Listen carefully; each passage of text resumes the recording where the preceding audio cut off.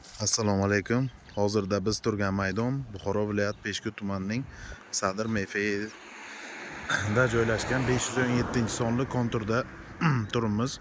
Ushbu konturda bir mahsulot, bir kontur, bir mahsulot tamoyili asosida Peshku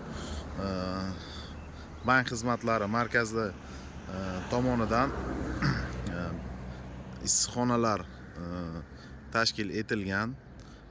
Ushbu issiqxonalarda jami 7 gektar maydonda 22 nafar dehqon xo'jaliklar pomidor mahsulotlari yetishtirib kelmoqda. Ushbu pomidor mahsulotlari hozirgi kunda tayyor holatga keltirilgan. Ushbu yetishtirilgan mahsulotlarni lider tadbirkor Sharif Otabek Shomurodovich MCJ orqali sotilishi ta'minlanmoqda.